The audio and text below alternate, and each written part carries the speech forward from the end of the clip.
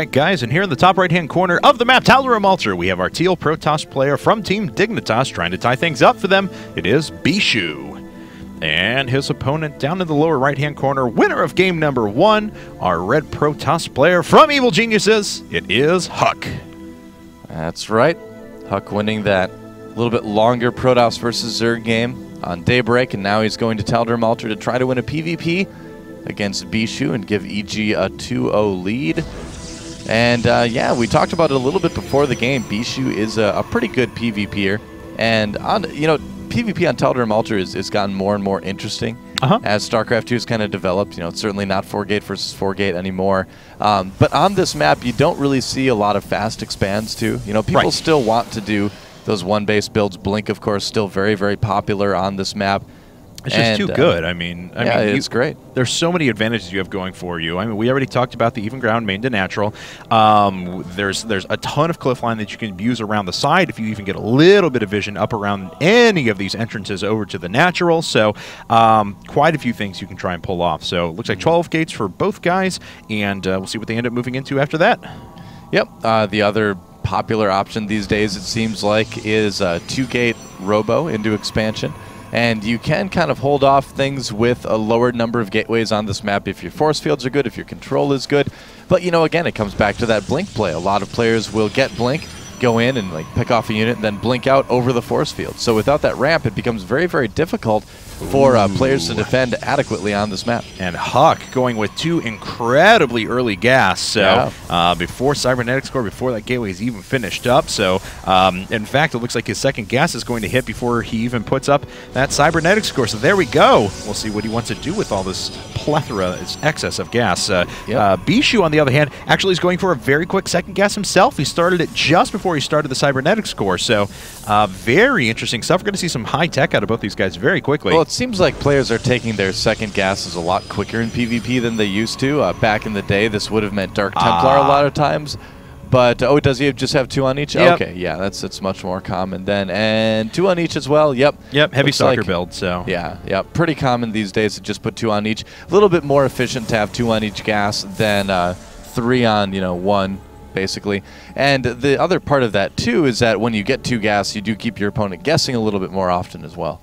And he can pull these, he's actually, as you're seeing, pulling the probes off of gas to put up his other buildings so he doesn't interrupt his mineral mining time either. So there's just going to be a smattering of stalkers, probably Twilight Councils and Blink here in a bit, but either of these guys have a flexibility of being able to move in a robo very quickly if they want to as well. Yep, that's right. You do often see this going into that robo expand build, so that's a possibility too. And we'll see from both these guys, just a couple of stalkers popping out for the time being. And we'll see what HuK wants to opt for here in just a bit. Yeah. And a third gate for Gateway now. number 3. So, yeah, probably going to be some blink play a little bit later here, unless he wants to do some sort of really safe expand build, but I would doubt that. And let's see, there's gateway number 3 for Bischu as well. A little bit slower than his opponent. And is he saving up for gateway number 4? There's 150. Oh, and there's boy. gateway number 4. All right, yep. So it looks like it will be a 4-gate out of Bischu.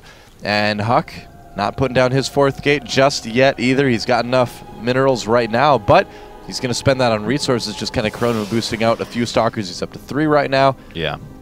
Let's actually take a look. Yeah, he's got quite good mineral saturation at the moment as well, so should be just enough to produce an extra round of units before Warp Gate hits here, and we'll see if he ends up going with that. Almost Inori-esque back when Inori was just dominating this map in PvP. Yeah, if you use a lot of your chrono boost on stalkers early on, you can defend against 4 gates because you just simply have enough stalkers very early. HuK putting down that Twilight Council now, so he will be going for a little bit later blink play.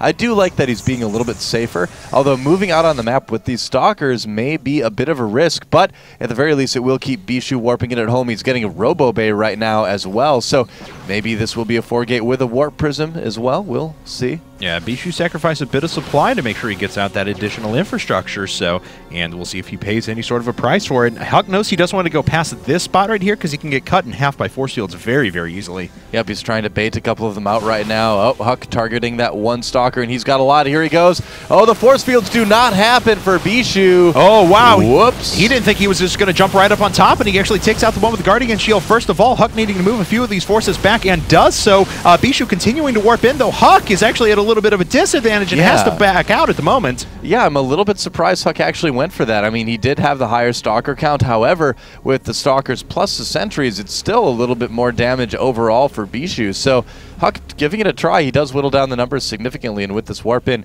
may be able to do a little bit more damage, but he's getting Blink as well. He doesn't want to lose too many Stalkers early on, but that is a nice unit advantage he has right now. Bischu does need to kind of force field that off and buy some time. That was pretty good. HuK did a little bit of damage there without taking really any of his own, so Bischu warping in a couple of important Zealots now, but our first Immortal's just about to hit the field, and that would be devastating for HuK. That would pretty much repel this attack altogether. Oh, HuK trying to supply block Bischu by killing that pylon, but he doesn't get it. Oh, looks like he will get it maybe now. Oh, so close. Yeah, doing a nice job picking off those Zealots, though, and does finally get that supply depot, but of course his opponent was sitting on the same number of pylons that he was, so no real big loss for him.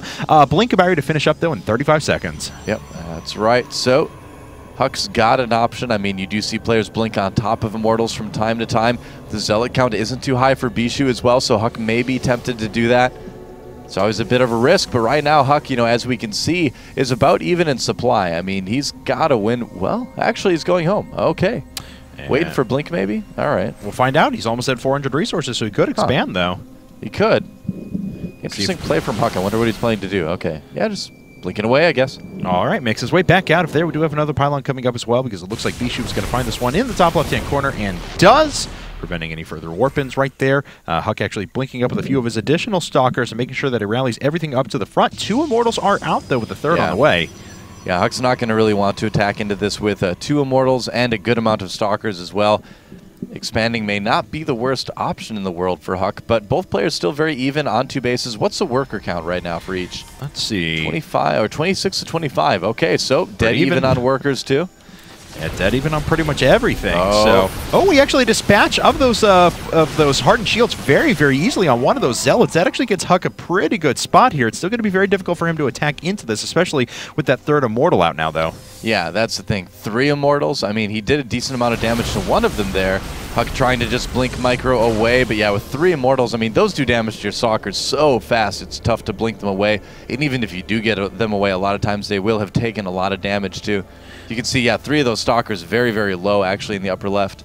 All right, well, we'll see if HuK can continue his blink micro spree here. Wow. And actually does manage to pick off the shields off one of those Immortals. Blinks back, hasn't lost a unit quite yet there. Very nice, and gets an Immortal for his troubles as well. Yeah, great control from HuK right now, picking away at the health of the Stalkers. Oh, he does finally kill an Immortal, but another immediately replaces it, and another started immediately by Bischu. HuK expanding behind all this too, so if he just decides to kind of put on pressure, and HuK going for the Dark Shrine at the same time.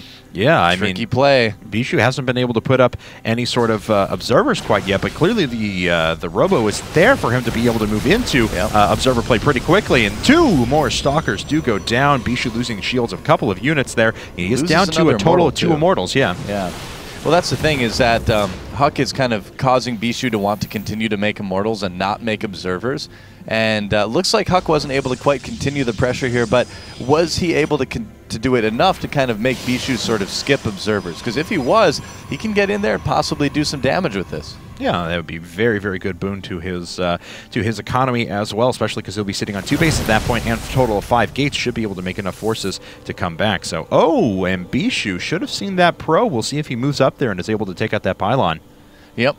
Now, the thing is for Bischu is that he's going 1 base Colossus, so probably going to see him wait until he has 2. That's usually the general sort of rule with that as well, but he's going to need to make an observer because HuK's about to warp in some DT, so he's going to lose a bit of time. Oh, this is actually perfect timing for HuK. He's going to have to cancel that Colossus, which is going to, of course, reduce his Colossus numbers, and he's going to take some damage from that DT when it gets in. All right, well, now he can start warping in some DTs up at the front if he wants to. I'm just waiting for them to come in, but no, it's actually going to be a couple of Zealots off to the side for now. Well, he's still having to control against this army, too. So, okay, there go the DTs. And, man, I think those are going to get in there right as that first Colossus pops. So Bischu may just be able to go ahead and start an observer right away. We'll see. Sneaking around into the base of Bischu. Oh, and HuK occupying his time to make sure he warps in units as well. So tricky by HuK. And there goes the DT into the mineral line, going after the SCVs, or the probes on gas, rather. Really nice decision there. And did that Colossus finish? I think it, yes, it did. Barely did. Okay, it did just finish. So Bischu not losing a cycle there, not having to cancel that Colossus, but still taking a lot of damage here. HuK needs to start targeting down probes, I think. And looks like he's just going to duck away with that DT for now as he continues to move through the front. He's got a DT in his army as well with an Archon. Yep, and HuK blink in, picks off a Stalker, blinks out. And what is this DT up to? It looks like it was swinging at a couple of pylons there. It does have 4 kills to its credit, but that's going to be taken out here pretty soon. Yep. But it's going to allow him to move up through the front and take out this robotics bay. All the while, he's sitting back on another base back at home. Oh, nice multitasking from HuK, and the robotics bay does go down. HuK almost dancing for glee with his Stalkers for a second there, but yeah, time to blink and run away. Yeah. Nice snipe by HuK. This is an incredible use of DTs from HuK, though, I have to say. I mean, this is just when you know that your opponent has Robo, when you know that they're going to be able to detect them, this is how you pick them apart so you can do additional economic damage. Because as we can see, Bischu's almost mined out. Yeah, man, and HuK has 2 bases fully mining right now. And all he has to do is defend against this one attack, and he wins the game. And it's a strong attack, though, I will say that. It is. HuK is preparing for it, I have to say. I mean, he's still got basically 1.5 bases mining at the moment. He's going to be on a total of 7 gates and a Robo here momentarily. But looks like Bischu's going to make his way in right now. HuK making a couple Archons. Whoa! Ooh, whoops, big mistake there, but making some Archons to try to handle the number of Zealots that he has. The force fields from Bischu are pretty good, actually. Yeah, but HuK actually using those Archons very, very well to knock down those force fields, I have to say. Bischu's supply falling a little bit, and it looks like he's going to get pushed back here. Yeah, there are still 4 Immortals there, but the Zealots, dancing! HuK dancing with the Zealots, blinking some Stalkers ahead. And he's got Bischu on the run. You know what? Immortals are great units, but not so good against Zealots and Archons. No. And I think Bischu's about to get out of this game, man. It's over. Yep, I think so as well. He's completely mined out back at home now, and unfortunately for him, HuK's army just keeps on growing. Yep, and HuK warping and some more Zealots to send into the main of Bischu, kind of the final nail in the coffin as he chases the rest of Bischu's army across the map. GG! Oh, wow. HuK, not bad at all, winning 2 games for EG so far. Yeah, that was very good.